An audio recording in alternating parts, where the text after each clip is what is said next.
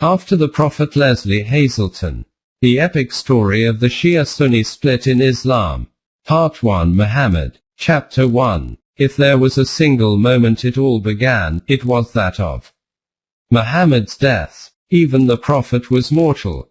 That was the problem. It was as though nobody had considered the possibility that he might die, not even Muhammad himself. Did he know he was dying? He surely must have. So to those around him, yet nobody seemed able to acknowledge it, and this was a strange blindness on their part. Muhammad was 63 years old, after all, a long life for his time. He had been wounded several times in battle and had survived no fewer than 3 assassination attempts that we know of. Perhaps those closest to him could not conceive of a mere illness bringing him down after such concerted malice against him, especially now that Arabia was united under the banner of Islam. The very people who had once opposed Muhammad and plotted to kill him were now among his senior aides. Peace had been made, the community united. It wasn't just the dawn of a new age. It was morning, the sun bright, the day full of promise. Arabia was poised to step out of the background as a political and cultural backwater and take a major role on the world stage. How could its leader die on the verge of such success? Yet dying he definitely was, and after all the violence he had seen. The battles, the assassination attempts. He was dying of natural causes. The fever had begun innocuously enough, along with mild aches and pains. Nothing unusual, it seemed, except that it did not pass. It came and went, but each time it returned, it seemed worse. The symptoms and duration, 10 days, seemed to indicate bacterial meningitis, doubtless contracted on one of his military campaigns and, even today, often fatal. Soon blinding headaches and wrenching muscle pain weakened him so much that he could no longer stand without help. He began to drift in and out of sweat-soaked semi-consciousness. Not the radiant trance in which he had received the Quranic revelations, but a very different, utterly debilitating state of being. His wives wrapped his head in cloths soaked in cold water, hoping to draw out the pain and reduce the fever, but if there was any relief, it was only temporary. The headaches grew worse, the throbbing pain incapacitating. At his request, they had taken him to the chamber of Aisha, his favorite wife.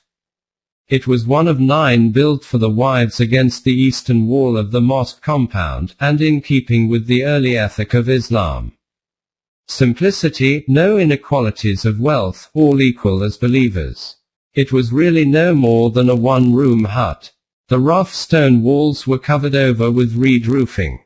The door and windows opened out to the courtyard of the mosque.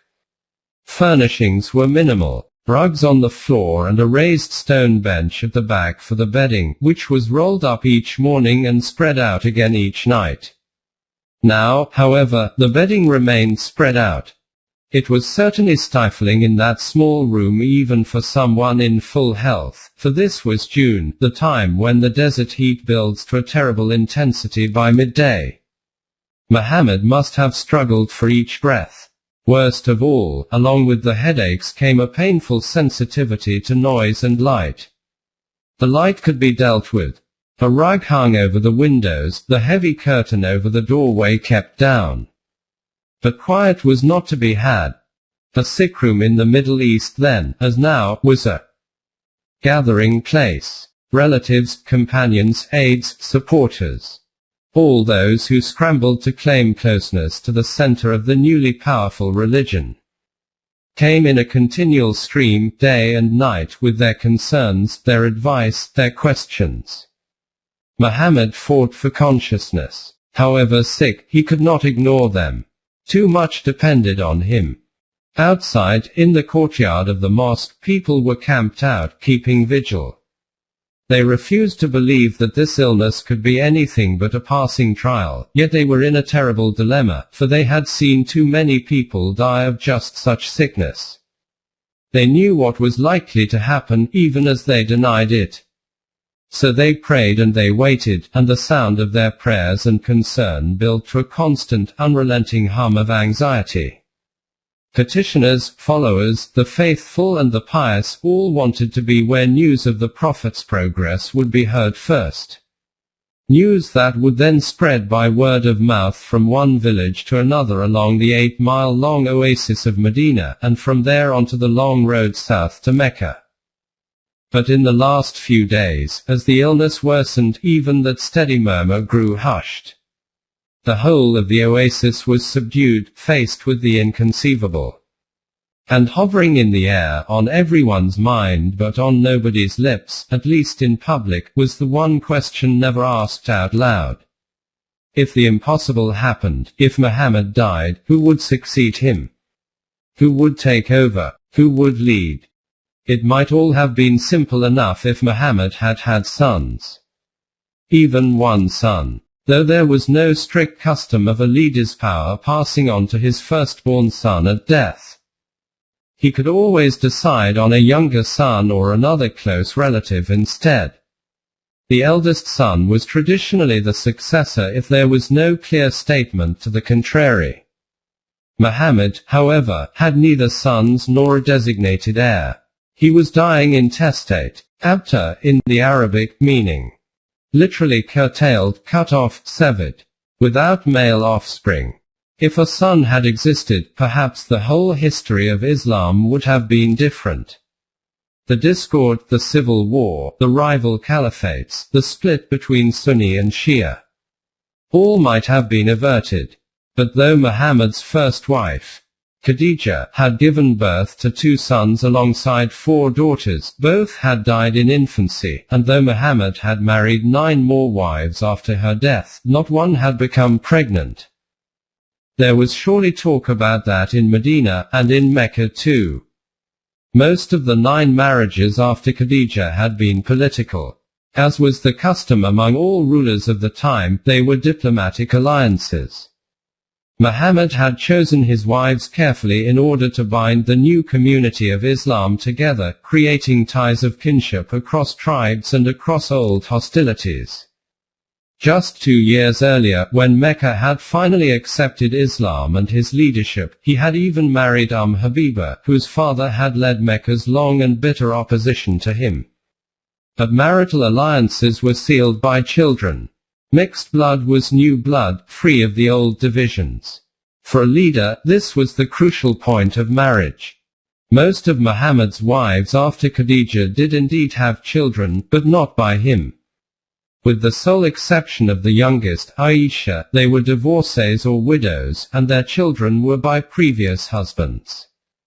There was nothing unusual in this. Wealthy men could have up to 4 wives at the same time, with Muhammad allowed more in order to meet that need for political alliance, but women also often had 2, 3, or even 4 husbands. The difference was that where the men had many wives simultaneously, the women married serially, either because of divorce. Women divorced as easily as men at the time, or because their previous husbands had died, often in battle. This meant that the whole of Mecca and Medina was a vast interlocking web of kinship. Half-brothers and half-sisters, in-laws and cousins, everyone at the center of Islam was related at least 3 or 4 different ways to everyone else. The result beggars the modern Western idea of family. In 7th century Arabia, it was a far-reaching web of relationships that defied anything so neatly linear as a family tree.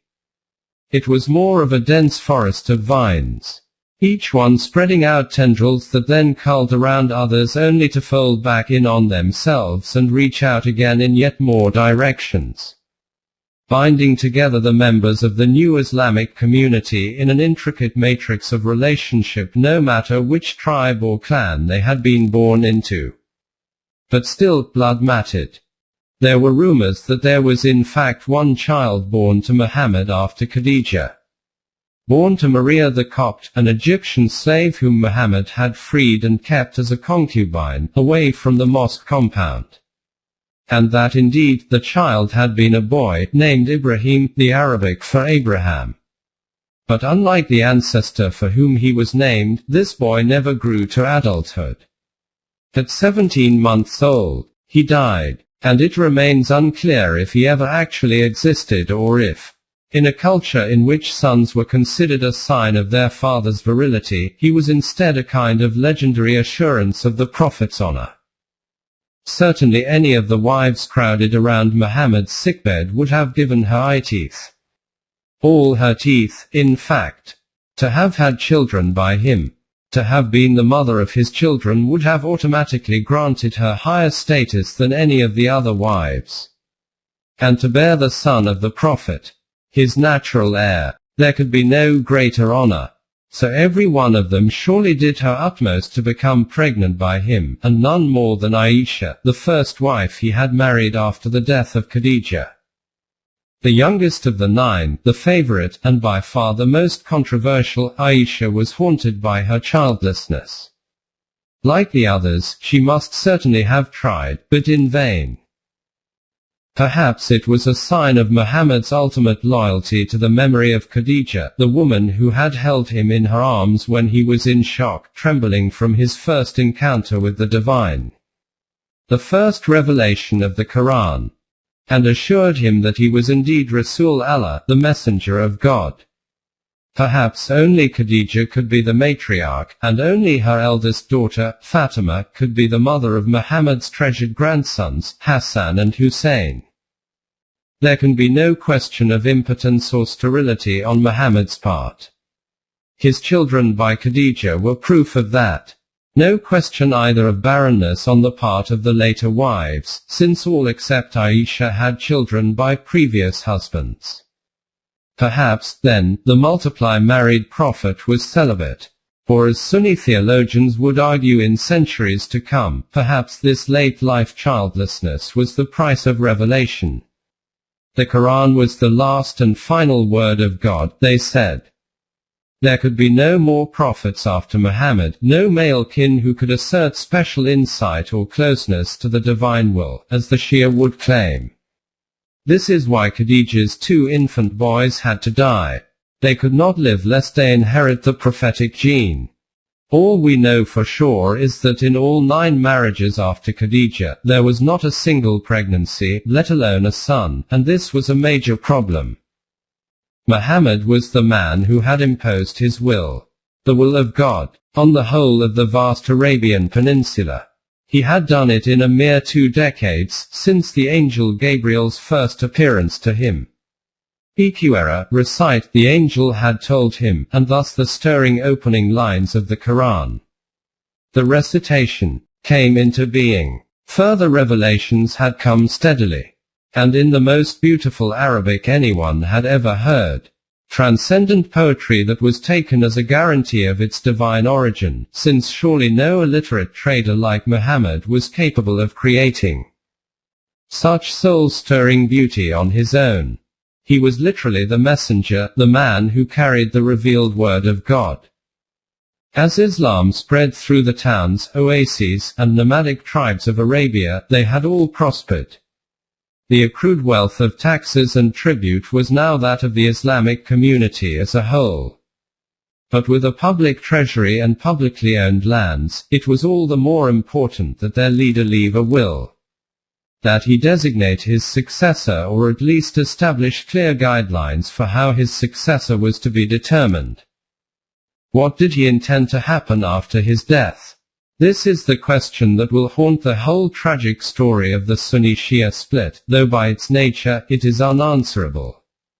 In everything that was to follow, everyone claimed to have insight into what the prophet thought and what he wanted. Yet in the lack of a clear and unequivocal designation of his successor, nobody could prove it beyond any shadow of doubt. However convinced they may have been that they were right, there were always those who would maintain otherwise.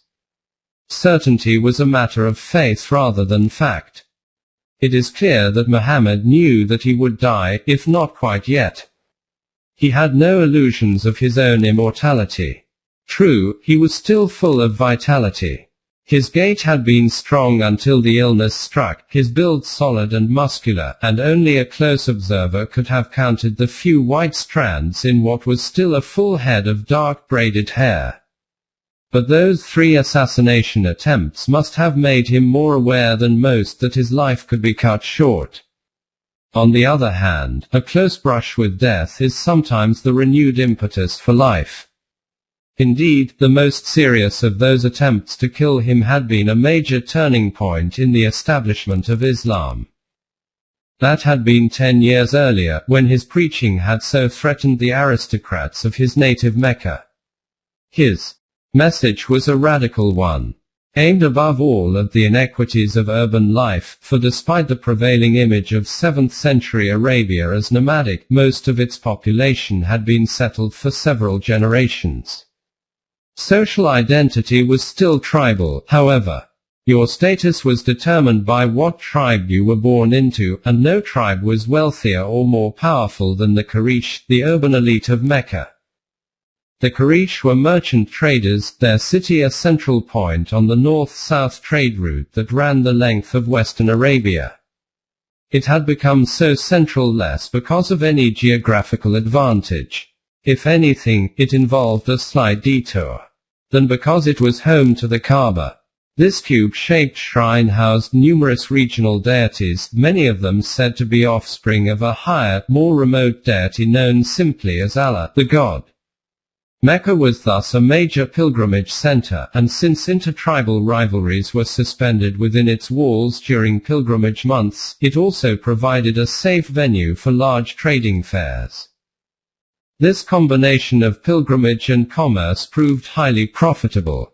The Quraysh skillfully melded faith and finance, charging fees for access to the Kaaba, tolls on trade caravans, and taxes on commercial transactions. But the wealth they generated was not shared by all. The traditional tribal principle of caring for all its members had not survived the passage into urban life, so that while some clans within the tribe prospered, others did not. It was these others with whom Muhammad's message would first resonate. The poor, the orphaned, the enslaved. All were equal in the eyes of God, Muhammad taught. What tribe you were born to, what clan within that tribe, what household within that clan. None of this mattered. No one group had the right to raise itself up above others. To be Muslim, literally to submit yourself to God's will, was to forsake all the old divisiveness. It meant no more tribe against tribe or rich against poor. They were one people, one community, bound together in the simple but stunning acknowledgement that there was no God but God. It was an egalitarian message, as revolutionary in its time and place as that of an earlier prophet in 1st century Palestine. And to those who controlled the city's wealth, it was downright subversive, a direct challenge to the status quo of power. As Muhammad's following increased, the Meccan elite had done all they could to silence him, but everything they tried, from vilification to boycott, had failed.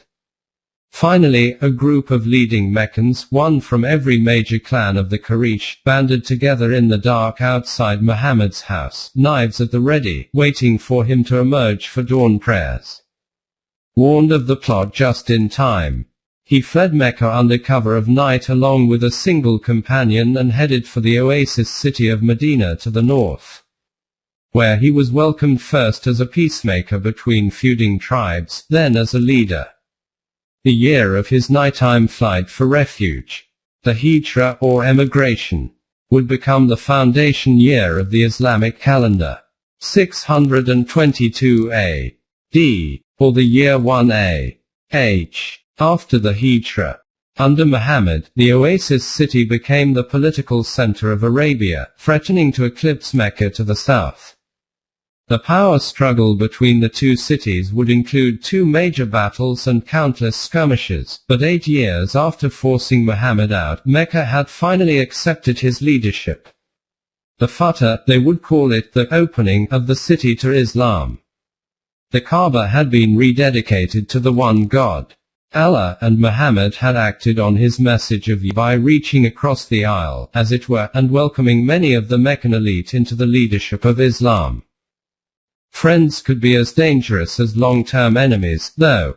Muhammad certainly knew that assassination could also be used by those closest to you. Throughout the world of the time, it had long been a prime pathway to power. Appoint your successor, and that appointee, no matter how trusted, might always be tempted to speed up events, to preempt the natural life cycle by artificial means. A carefully crafted poison in a honeyed drink or a dish of succulent lamb. Such things were not unknown. In fact, they were soon to become all too familiar. But what is most likely is that Muhammad knew that the moment he formally appointed a successor, he would be introducing divisiveness into the newly united community of Islam. Or, rather, feeding into the divisiveness that already existed. He would set in motion the web of resentments and jealousies that had accumulated as people jockeyed for influence and position, as they will around any man of charisma, let alone a prophet. However hard he may have tried to smooth them over, disagreements that had merely simmered beneath the surface would become all too visible. Factions would form, arguments develop, his whole life's work teeter on the edge of collapse. Perhaps that was inevitable, and he simply could not bring himself to endorse the inevitable. He had put an end to intertribal warfare. He had empowered the powerless. He had overthrown the old aristocracy of Mecca, expelled the old pagan gods, and founded the world's third great monotheistic faith. He had achieved what had seemed the impossible, but could the impossible survive him? There are signs that Muhammad was all too aware of what would happen after his death. One tradition has it that his last words were, "O God, have pity on those who succeed me."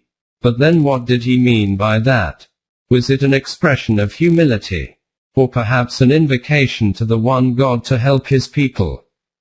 Or did Muhammad, with his final breath, foresee the terrible saga of blood and tears to come? There is no way of knowing. As the old Arabic saying has it, only God knows for sure.